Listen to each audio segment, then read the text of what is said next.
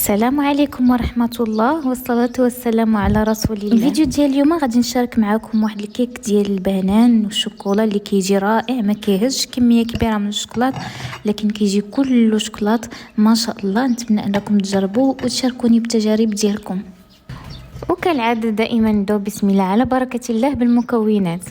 غادي نحتاج 3 ديال البيضات بحرارة المطبخ مع 3 ديال البنانات، 180 غرام من الزيت، 190 غرام الدقيق الابيض، 75 غرام الكاكاو مر نوعيه جيده، 240 ملل من الماء اللي يكون مغلي يعني يكون طايب مزيان، و240 غرام سكر سنيده. انا هنا ما بقاش لي سكر سنيده العاديه، زدت السكر الاشقر، زائد خماره من وزن 14 غرام، زائد 70 غرام الشوكولاته السوداء، ومن الاحسن انها تكون من النوعيه الجيده.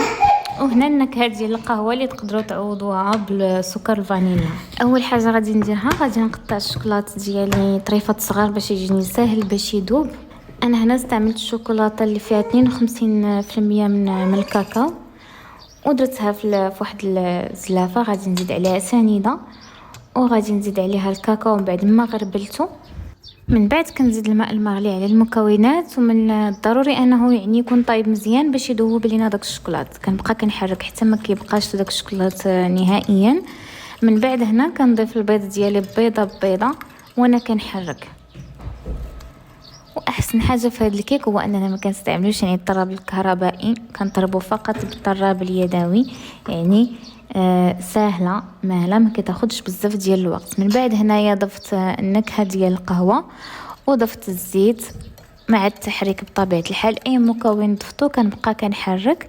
من بعد هنايا غادي نضيف البنان ديالي، ومن الاحسن يعني يكون البنان طايب. انا هذا البنان يعني كيبقى ليا كيبغي يخسر، كنصوب به هذا الكيك هذا كيجي به رائع. كنمعس البنانات ديالي ب3 مزيان. من بعد كنضيفهم على الخليط وكنخلط عاوتاني المكونات مزيان. وكاضافه درت هنا حبيبات الشوكولا ماشي ضروريه، اختياريه. وكنضيف الدقيق اللي خلطته مع الخميره. كنخلط المكونات حتى كينسجموا مره اخرى. دائما الا ضفنا الدقيق للكيك ما كنخلطوش بزاف، كنخلطوه حتى كينسجموا المكونات وكنحبسوا. هذا هو القوام اللي عطاني. كنفرغوا في مول مدهون بالزبده مرشوش بالكاكاو. وعندكم الحريه يعني تختاروا المول اللي بغيتو، مول داير مربع، بغيتو مول يعني اللي يكون مستطيل باش يجيكم على شكل براونيز حتى تقدروا تستعملوه. والفران هنايا انا فايت لي سخنته قبل ما نبدا الكيك على 180 درجه من التحت، يعني شعلته غير من التحت حتى طلعت لي الكيكه، يعني خليتها واحد 45 دقيقه حتى طلعت.